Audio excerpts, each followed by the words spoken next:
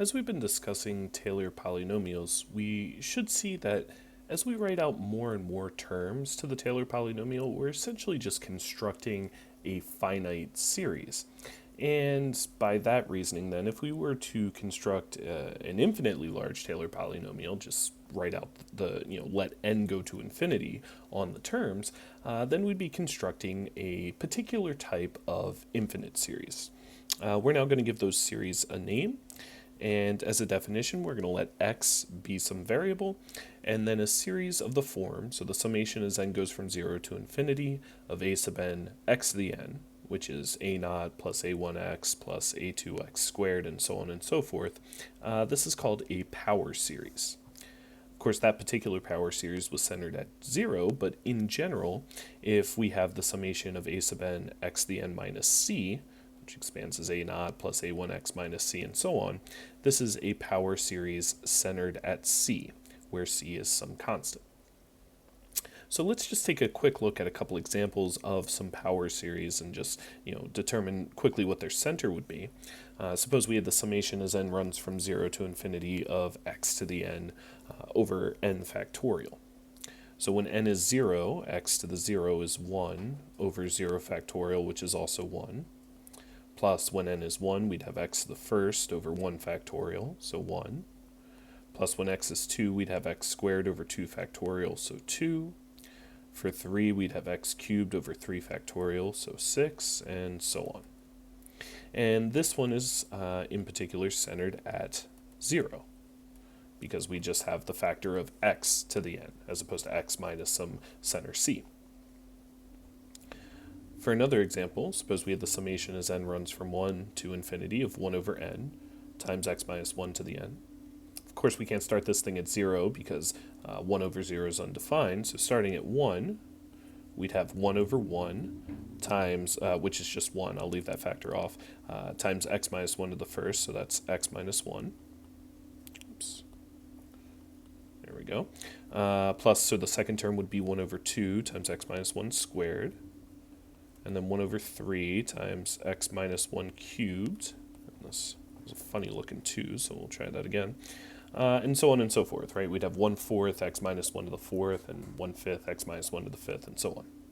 So this one would be centered at 1, since we have x minus c to the n, so x minus 1 to the n.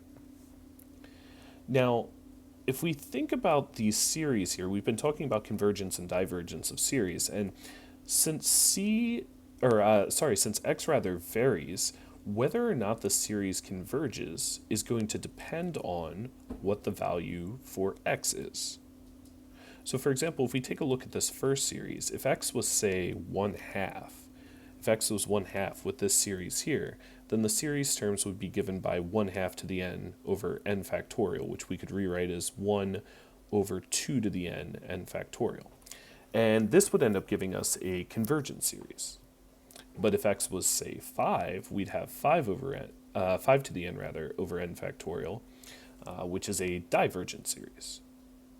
So looking at these, so whether or not the power series is going to converge is going to be dependent on x.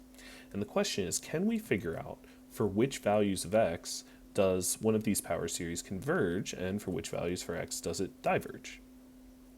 Well, the first thing that we should notice is no matter what, our power series is always going to converge when x is equal to c. So if we look at the series expansion, in the case where x is equal to c, all of these terms here with the factors of x minus c to the n, those are all going to go to 0, and that's going to leave us with just a naught. So every power series where x is equal to c, that's just going to converge to a naught.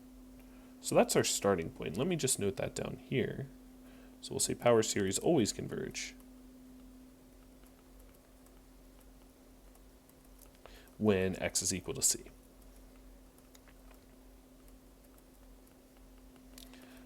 The question is, can we figure out what other values for x make the series converge? Now that process is going to be simplified a little bit by this theorem here, which handles convergence of a power series. And it says that for a power series centered at c, exactly one of the following three statements is going to be true. The first is that the series converges only at c. So this would mean it converges when x is equal to c, and for all other values for x, it's going to diverge. The second case is there exists some real number r such that the series converges absolutely for x minus c is less than r, and diverges when x minus c is greater than r. Now, I'm going to talk about this phrase converges absolutely because we haven't actually focused on the difference between absolute and conditional convergence yet. So we'll come back to that in a moment. But first of all, what this is basically saying is we have some value c where we know the series converges. Now, the next possibility, if it doesn't only converge at c, it converges at some interval around c, meaning we can move a distance r in either direction. And as long as the distance between x and c is less than that distance r, meaning as long as we're on that interval, then the series is going to converge on that interval and diverge everywhere else. So we converge inside the interval, diverge outside the interval. Now, the difference between absolute and conditional convergence, again, we really haven't worried about it, and we're not going to worry about it from here out either. I just want to quickly define what that means. If I have some series whose terms are given by a sub n, I'll do that up here, and that series converges, if I take the absolute value of a sub n as well, and that series also converges, then we say the series converges absolutely. If not, then, so if the absolute value of a sub n diverges, then we say it converges conditionally. So in order to have absolute convergence, you first of all have to have the series itself converges, but then its absolute value has to converge as well, and then it would converge absolutely. If the absolute value diverges, then it only converges conditionally. All right, but again, we won't worry too much about that. I just want to justify the use of that phrase. The last option is that the series converges absolutely for all x. So basically, the cases are if it converges only at c, then that would mean that r is 0. We can't move anywhere to the left or right of c and still get a convergent series. Or we have some number r that tells us how far we can move in either direction and still find a convergent series, or it converges everywhere, meaning r is infinitely large. And r is called the radius of convergence of the power series, and again, in case 1, r is just 0, because the series only converges at c. In case 3, r is infinity. We extend out infinitely in either direction and still find the power series. The set of all values for which the power series converges is what's called the interval of convergence of the power series. And our job is now to figure out what the radius of a given power series is, the radius of convergence. So how do we find that? So let's look at a few examples. And suppose I wanted to find the radius of convergence of the summation as n goes from 0 to infinity of n factorial times x to the n. What we're going to do in order to determine where this thing converges is, first of all, I'm going to give a name to the terms in this series. I'm going to call them u sub n. And u sub n, in this case, is given by n factorial x to the n. And what we're going to do is perform the ratio test on those terms. The ratio test, again, involves taking the absolute value of u sub n plus 1 over u sub n, and then taking the limit as that goes to infinity. So in this case, u sub n plus 1, that would be n plus 1 factorial times x to the n plus 1 over u sub n, which is just n factorial over x to the n. Again, I want the absolute value of this thing. All right, so how this simplifies, remember, n plus 1 factorial over n factorial, that's just n plus 1. And then x to the n plus 1 over x to the n, that's just x. So we simplify this down to n plus 1 times x. A quick justification of n plus 1 factorial over n factorial, just, let's say, for example, n was 3. So n plus 1 factorial would be 4 factorial, and n factorial would be 3 factorial. So 4 factorial is 4 times 3 times 2 times 1. That is, it's 4 times n factorial. Or in this case, n is 3, so we have 4 times 3 factorial over 3 factorial, and the 3 factorials would then cancel, leaving us with just 4. Now, generally speaking, what I just did is not a valid method of proof. To show that n plus 1 factorial over n factorial always simplifies down to n plus 1, I can't just show it's true for one value and then assume it's true for all the other ones. But if we just sort of think of that same logic abstractly, whatever is in the numerator, that's always one more than what's in the denominator.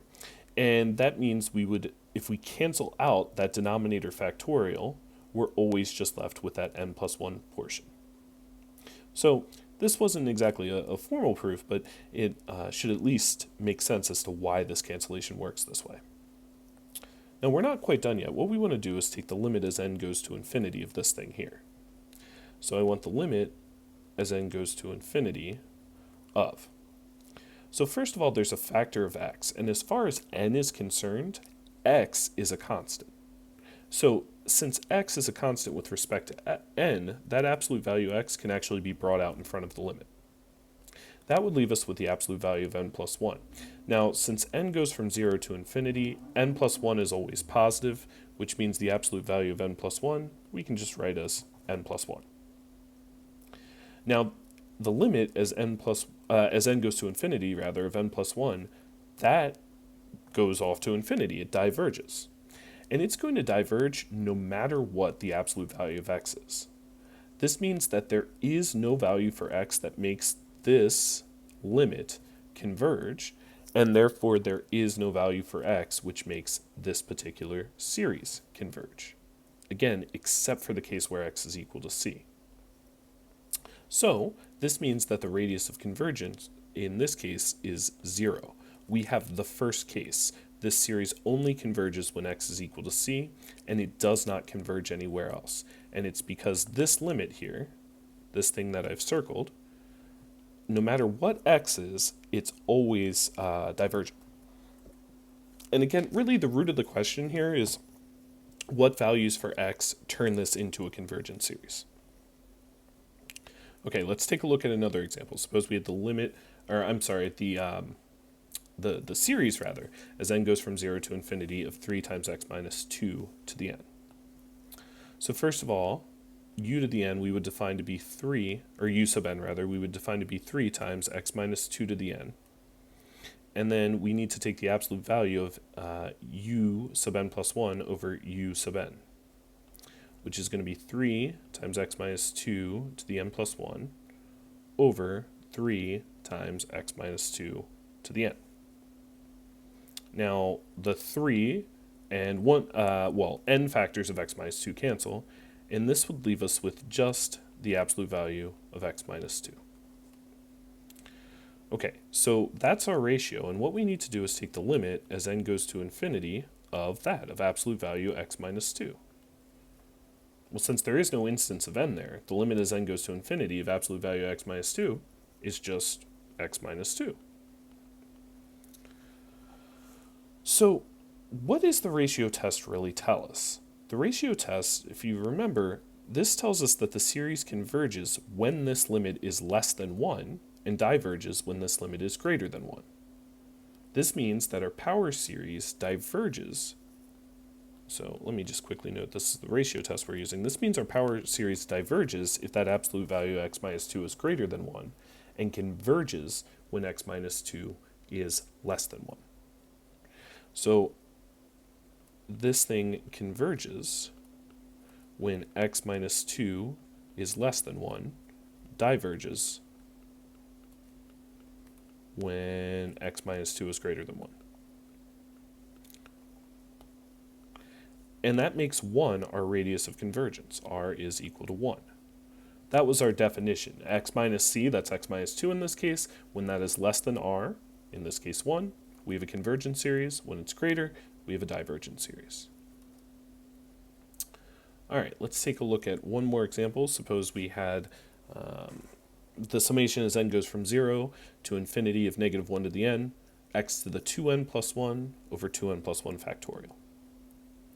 So again, we're going to start by defining u sub n to be, in this case, negative 1 to the n times x to the 2n plus 1 over 2n plus 1 factorial.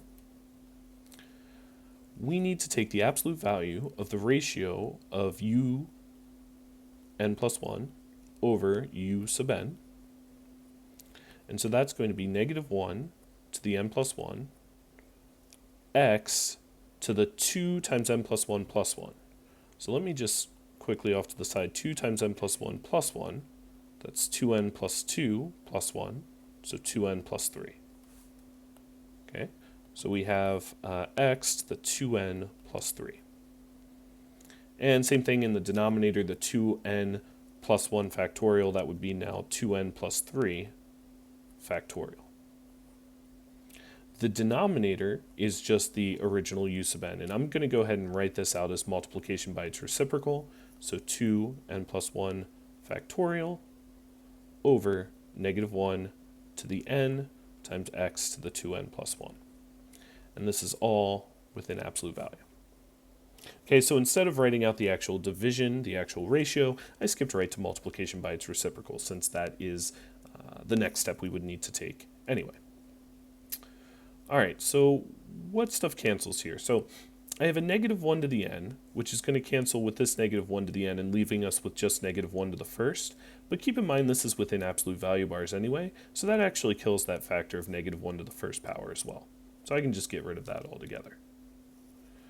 Okay, as far as the x's go, if I have x to the 2n plus 3 and x to the 2n plus 1, and I cancel out the common factor of x to the 2n plus 1, I'd be left with an x squared in the numerator. So here, we're left with an x squared up top. If you want a justification of that, just algebraically, x to the 2n plus 3 is equal to x to the 2n times x cubed, and then x to the 2n plus 1 is x to the 2n times x. So the x to the 2n's cancel, x cubed over x is x squared. So that's where I'm getting the x squared from. With the factorials, the 2n plus 1 factorials are going to cancel, and that's going to leave us with 2n plus 2 times 2n plus 1. And that would eliminate the, I'm sorry, not 2n plus 2 and 2n plus 1. It's going to be 2n plus 3 and 2n plus 2. And again, the idea here is, I'll write out a little bit of justification down here, 2n plus 3 factorial is 2n plus 3 times 2n plus 2 times 2n plus 1 factorial.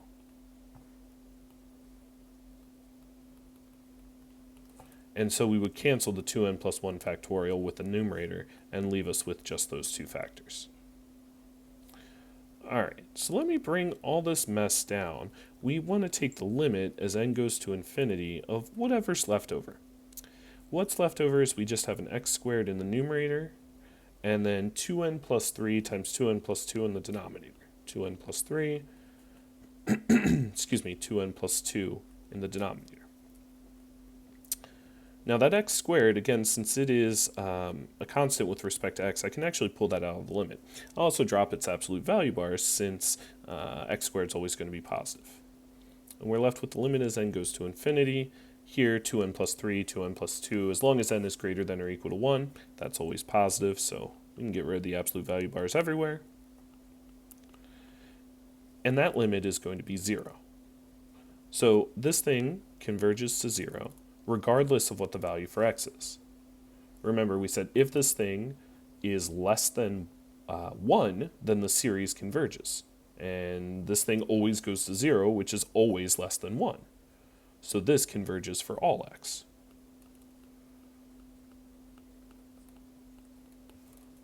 If you've never seen that, the upside down A or V with a line through it, however you want to think about it, this is shorthand for all. So this thing converges for all x, and this means that the radius of convergence then is infinity. No matter what the value of x is, this series is always going to converge.